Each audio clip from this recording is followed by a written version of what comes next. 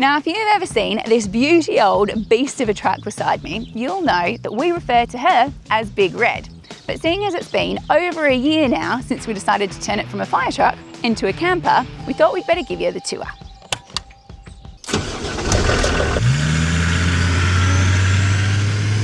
Before she came to us, this beauty old girl served at the Dulverton station in the lovely county of Somerset for over 30 years, where she performed loads of rescues. She also put out lots of scrub fires on Dartmoor, although the blokes there did prove that even though she's a six-wheel drive, you can still get her bogged all the way up to the axles. And she famously attended Glastonbury every year. Not only does this vehicle have a very cool history, but she's also extremely rare because this is a Pinzgauer 718K and there was less than 1,000 of them ever made. Now, the Pinzgauers were originally designed to be a go-anywhere vehicle for the military, and whilst this one was built to be a fire truck, they come in loads of different shapes and sizes. So they've got soft top cargo carriers, box body ambulances, and even one called a Vector, which is some kind of crazy armoured vehicle. So as I said, she is a true six-wheel drive. All of these gnarly wheels are not just for show, and there's loads of cool features with the way that this vehicle works. So the first is that these rear wheels are on a pivoting leaf spring. And what that means is, say you've got this wheel here up on a rock, it will push all of the weight down onto this wheel here to make sure that that is making full contact with the ground and giving you traction rather than just spinning around.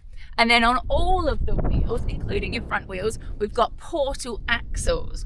And what that means is that we get greater ground clearance, but also that we've got really good torque through the wheels. So she's going to get us out of any slippy situation. But the piece de resistance on the drive system of this vehicle is the diff locks and cross locks. Because we all know when you're driving down a track and the terrain suddenly gets a bit rougher, need a bit more traction, what you've got to do is pull over to the side of the road and engage everything. Well, not on this old girl. Because usually this vehicle is rear wheel drive, which means that my rear axles are engaged and they're what's driving me. However, with just the flick of a switch, I can turn on my cross locks, and that means that I've now got my front axle engaged.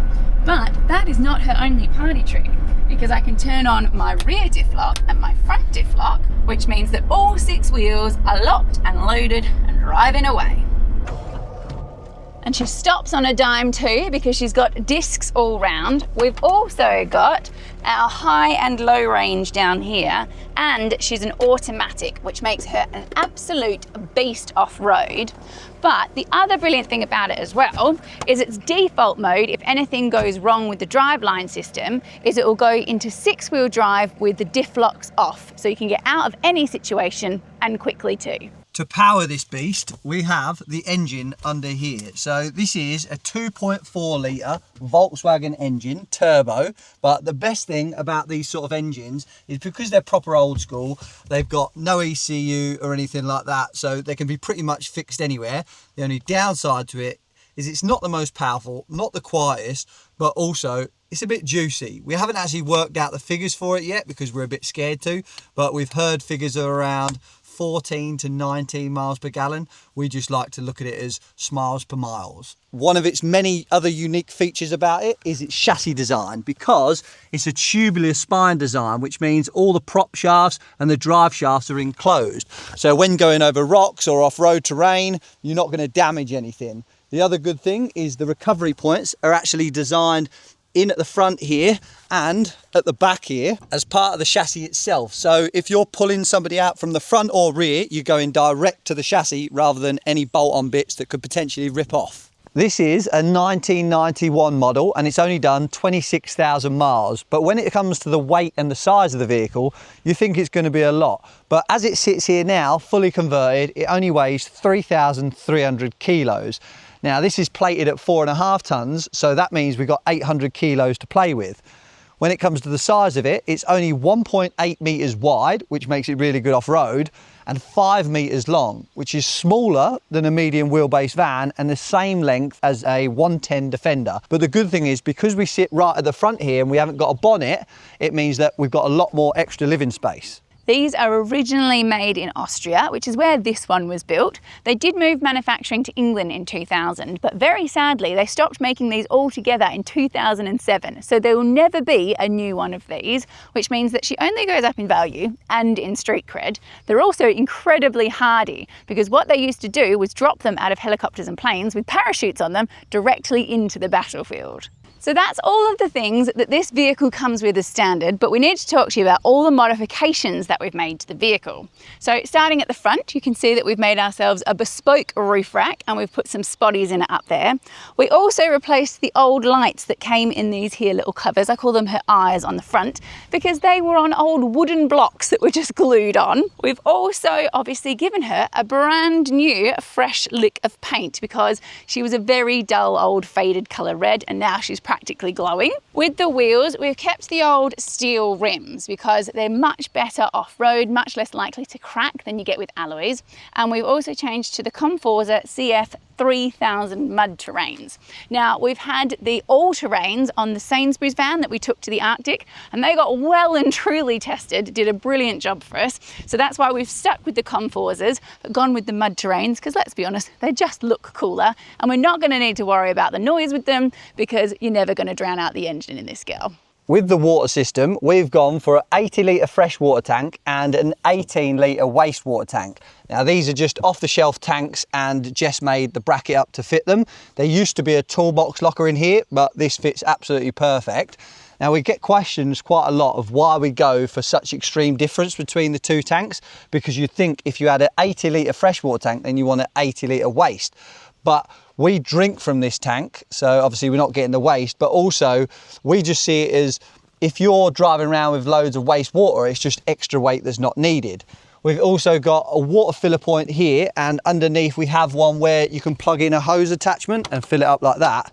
And then to empty the wastewater tank, in the front of the cab here, we've got a switch, and then on the tank, we've got an electric valve. So all we do is just turn on that switch and then it empties the tank. To make use of the huge wheel well that we've got on the back by having two wheels, we've made these bespoke belly lockers. Now we actually made them out of the leftover material from the boxes that used to be on the roof to house the ladders and the hoses that the firefighters used to use. So they're all recycled, and then we just put these locks on them. So you can actually get a fair bit in there. That's the shower curtain. So this one obviously is just for storage. And then this one here at the back has our 2 kilowatt Autoterm diesel heater in it, but it also, as a little feature, has the original water filler point that was on the tanks that were in the back. Now we did really want to repurpose this for the actual water filler point, but it was too big. But I think my favorite feature of this whole build is how we've reused these old shutters here. So these used to roll up for the firemen to get in to get to all the gear in the back, but now we built a frame for them and it pops up to our gull wing, so you can be inside and outside and have a built-in awning. But before we can continue with the outside, I need to take a minute to thank one of the biggest supporters of our channel that make it possible for us to do crazy things like build this vehicle. And that is the sponsor of this week's video, Surfshark. We use it for loads of different things, but I think the biggest and probably most important function of it is that it helps to keep us safe online. And that's because it's a virtual private network. And what that does is it makes all of your personal information invisible. So no hackers and big companies can get hold of it and hack you or track you or monitor anything that you do online. The other thing that Surfshark allows you to do is to change your virtual location, and we've used this in loads of different ways. So first of all, it saved us a fortune on flights and travel deals. We've also used it to access Netflix libraries from different locations. So like when we went from Canada into the US, we couldn't watch Yellowstone anymore, but Surfshark sorted that out for us. And we've also used it to get location-specific information when we've been traveling. We wouldn't be without Surfshark now, and you can try it risk-free with their 30-day money-back guarantee. They've also given us a brilliant deal. You'll get an extra 4 months of Surfshark for free if you use the code TRUEBLUE at the checkout. So just go to surfshark.com/trueblue, or you can click the QR code just here. I'll put the link in the description for you. So onto the back, and originally there was another roller shutter here, just like on the sides, but we ditched that and we blanked it in and put a window in the back to let a bit more light in. Then we've got the Lifesaver jerry can here. So we use that as a backup for drinking water, because if you've not seen these, they're brilliant. You can fill them up from lakes and all sorts and drink from them. But then it doubles up as a solar shower as well, because we lift the side of the gull wing up. We've got a little shower attachment that we magnet onto it, and then we can shower in there, or if you like a bit of naturism, then off the back here. Is that the right word? Naturism it is, actually. There you go, there you go. It's a bit of naturism. And then we mounted the spare wheel on the back with our good old King's trusty trash bag. All the way from Australia. Yeah, this was actually gifted to us by a subscriber as well, so thank you very much for that one.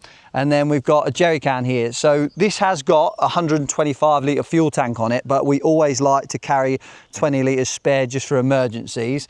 And then the last little thing on the back is these fold down steps, which were original, and you can use them. I don't know what for, but we just really put them back on as another original feature, and also just to fill the holes really. This side, we've got another gull wing, but it's a pretend gull wing, because we wanted it to look the same as the other side and obviously keep the feature of the roller shutter, but we've got cabinets in there, so there was no reason for it to lift up. Then on the bottom, we've got more storage lockers, the same as the other side, but this one at the back obviously hasn't got the night heater in, so we've just got a 12-volt compressor in. It's gone rusty already, so we need to change the bolts on that. But with the wheels, we jacked them up to the highest point they can go to on the bump stops, just to make sure they didn't hit the cabinets. Then this is my third favourite feature of the van. The old aluminium shovel, which fits the contour of the van. This was an absolute fluke that it did that, but we hadn't done aluminium welding before we started this van, and I don't know, it's just one of my favourite bits. And then we got the Max Tracks on the side. Now these are the genuine ones, but they are the mini ones, and I know a lot of people don't like them because they say they're pretty much worthless, but to be honest, with 6-wheel drive, if we're getting stuck and we've got to get these out, well, we're scuppered anyway, really. Another original feature, but one we had to replace, is these tree sliders down the side of the vehicle. Now, they had rotted out, so we got some ash and we've cut the profile in it ourselves to come back, which I think has come out beautifully. And something we have to hugely thank you lovely lot for is we were going to paint them, but you guys recommended staining them, and they've come out beautifully, and you can really see the wood grain in them. Now, I'm hoping we don't ever use them for protecting the side of the vehicle from trees, which is what they're made for, but they are really useful in a car park to make sure that no old Dorises open their door onto our beauty big red. And then the last little feature outside is these Van Guardian alarms. Now they are dead simple to fit. All you have to do is stick them on with some 3M tape, because believe it or not, this doesn't come with a super sophisticated alarm system and immobilizer. So it just gives us that extra peace of mind. And for them to work, you just press the button. I feel that was very offensive to Doris's out there. What about the old... What about Donald as well? Yeah, Doris and Donald might do it. And not It's even true. old people, young people do it too. That's being ageist. Oh my God. We know we're PC round here, aren't we? Now when we normally do a build, one of the easy parts of it is the cab, because we don't tend to do much to it. Not the case for this vehicle anyway. Not at all. The dash was in quite a mess, where it had had all switches that had come out when it lost its blues and twos and radios and all those kinds of things. So we took the whole dash out, we filled it all in, we wrapped and painted it up. We even filled in one of the spaces with a custom print here on John's 3D printer, a TBT custom build 2024. And then we added some extra little special things which were gifted to us by you lovely lot. So some of the switches were a gift, and also this is the original tax disc from 1992 for her. And I think my favourite thing in the cab is what we've done with the steering wheel. Now this badge is from the Somerset Fire Service where she served, so I think that's a fitting tribute to the big old steering wheel in here. Yeah, and then we installed a reversing camera there, and I've rigged it up to a little switch there so we can turn it on when we're driving along, so we can see it like almost like a rear view mirror. Obviously we've got the old dash cam to catch them moments where Jess isn't the nicest to me. You don't get angry with me like that. We've talked about this. Punch you in the arm that you deserve. Another addition to the cab was some USB sockets, because believe it or not, in 1991 when this was built, they weren't worrying about charging their iPhones when they were driving along. Also, Defender owners eat your heart out, because she has a glove box A very rudimentary one, but at least it's got one. And then behind me is one of John's favourite features in the cab. Yeah, now this again was another suggestion from one of you lot, because this build was a very subscriber-led build, should I say, You really. gave us so many good ideas. Yeah, so this was one where somebody suggested we cover up the seatbelt, and I don't know if you can see or not, but we 3D printed it with a TBT logo on there. Indeed. And then obviously because the engine sits right in between us, we went to town with heat proofing, sound deadening and carpeting everything under here. And then we got the original seats actually reupholstered because they were in quite good nick. They just had hideous pleather covers. So these are proper original 30-year-old Pinzgauer seats. And then that's the main battery for the vehicle, and we installed some of the electrics behind here because it's a bit of dead space back there. And then on this side is just where the air filter box is. So we've just carpeted that, and there's a bit of storage down there too. But before we take you inside, we need to show you how we transform this into a 2-storey home on wheels. So take it away, John. This is our homemade, custom built pop top roof. But considering that we had never welded aluminium before, we are over the moon with how it's come out. Even though we've designed the living space of this to be 2 stories and to be able to be stood up in at full height, we've set the height of all of the furniture so that it's comfortable to sit in and use all of the appliances in the back with the roof down. And that's a lesson that we learnt when we went to Morocco, because we got caught in a sandstorm that made even all the locals pull off the road.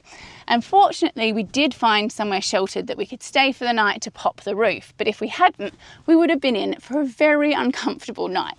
So we've got a bed down here that we will show you later on. But our main bed is up in this frame here, which pops up and gives us our full height living space. When the frame's down, this is our upstairs bedroom, and we 100% ripped off alu cab for this design, but it is a little bit bigger. So I am 5'7", and I can lay in here with loads of room, as can John at 6'2". We've also got, obviously I'm sitting full height here, and when I get to the front bit here, I have to like stand on my knees to reach the roof and put on our little touch light that we've got there. Now, these are one of the best things you can do, we think anyway, to a low-topped camper or a small camper, because they completely transform the space. And one of the reasons that we went for the wedge design is it means that your bed is always made up. All you have to do is drop the frame down and you can get straight into bed with your pillows and your duvets and everything up here.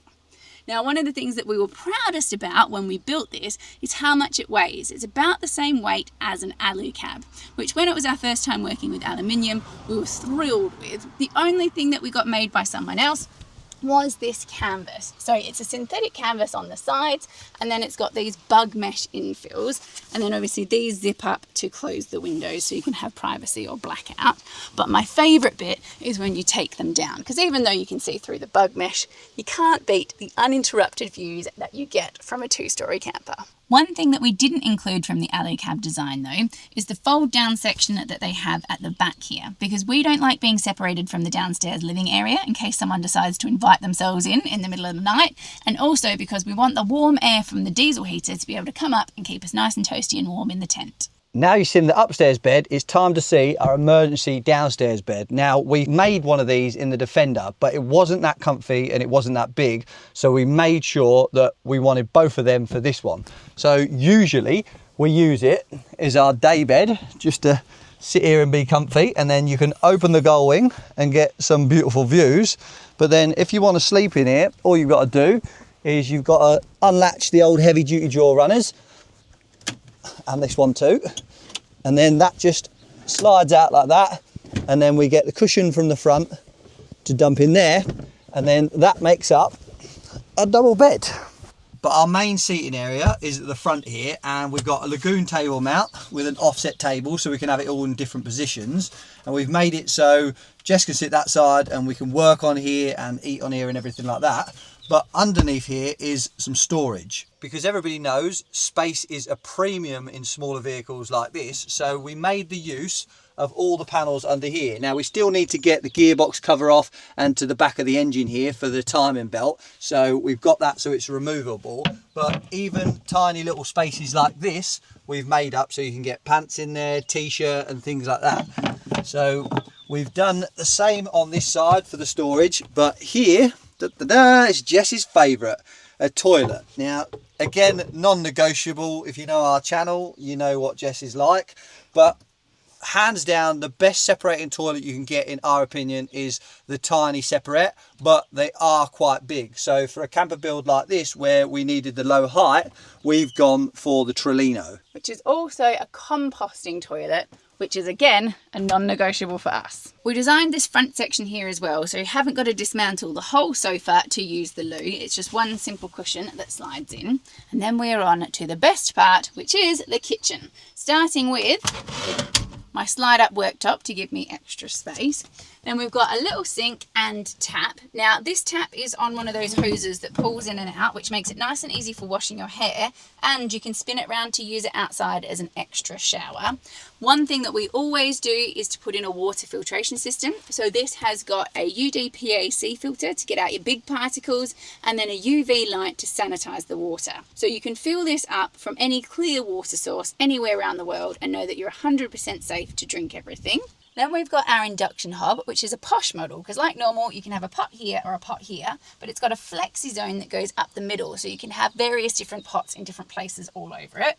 It's got these twist latches in the corner, which mean that we can just lift it out and put it on the table outside and plug it into this 240-volt socket here. But the crowning jewel of my kitchen is my air fryer. So it's got a plate at the bottom and it's held in with this ratchet strap over the top. It's also got this bungee that we use to hold the drawer in. So it's all good to go off-road. You don't need to take it down or anything.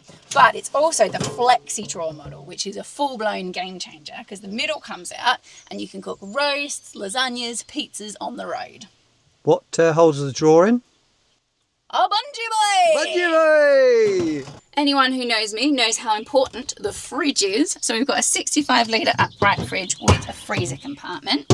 And then we've also done our best to make use of all our space for storage. So under the bed here at the front, we've got this storage area with a bungee to stop things falling out. Then at the back here, where the vehicle bows in, we've used it to make this pantry storage area with all these clip-top containers, so I can put my pastas and flour and things like that in. And then we've gone with as many drawers as we could possibly do, because we found you can get so much more in them than you can in cupboards. And the way that we've fixed them in is with these game-changing latches. They're called Everlocks. And the way that they work is you pop your finger in and it depresses the latch, but then when you let it go, it pops back up. So when you push the door shut, it immediately locks and there's no risk of driving away without battening the hatches. And also the bottom drawers, you can't have them full size because the wheel wells. So what we've done is we've made full use of them as well, so you can get as much in as possible. This is the first time on a build we've gone full electric with no gas, so we'll see how that goes. But behind the seat in the passenger side is where I've got the DC-DC charger. But for the rest of the electrics is in this cupboard. So we've got 800 watts of solar on the roof, a 60 amp Renogy MPPT controller there. We've got a 3000 watt Renogy inverter to power, obviously, the, what's it called? Air fryer. Air fryer. You can tell I use that a lot. And the old cooktop as well. And then we've also got 560 watts of 560 amps of lithium. Should we do that again? Let's do that again, Jess. I think we need to do that again. We're going full electric, no gas, DC-DC charges in the front, electrics in that cupboard, 560 amps of lithium, 60 amp MPPT controller, 3000 watt inverter. What is it called again? Air fryer. Air fryer. That's you. Job's a good one. What John also couldn't remember to tell you is that on this cupboard here, we've left the Hessian open so that it can vent and it won't get too hot in there. We've also got the Autoterm comfort controller in the corner here, and that allows us to have the diesel heater on thermostatic control. So you just set the temperature that you want and it will cut in and out and keep it a perfect 22 degrees or whatever you like. We've also got the USB sockets here, and there's some in there, you can't quite see them, but you never run out of USB points really, because, well, everything's charged by them nowadays, isn't it? I think what he meant to say was you can never have too many USB points. I tell you what, when we do things like this, it's hard work because you've got to remember so many things. When you're vlogging, it doesn't matter because I can just be me, a bit of an idiot. Whereas when I'm doing this, I have to try and get everything right and I can't remember stuff. He can't read a book because he can't remember what was at the top of the page by the time he gets to the bottom. He can't concentrate that long. The old beauty Sainsbury's van is sold. We had two lovely people come yesterday, Kate and Paul. So they've left a deposit, so that old girl's going, just to keep you updated on that. Yes. But, So thanks ever so much for having a look round this beauty old pins with us. yeah, we thought we'd show you again before we use it, because a lot of you might not have seen it and a lot of you might have forgot. So. And she's going to get her maiden voyage next week. Yep. So we'll see if this all actually works. Well, the weather is beautiful at the minute, Yes. so we're off out in the old girl. Yeah. So we'll see you guys next week, and don't forget about that Surfshark link in the description.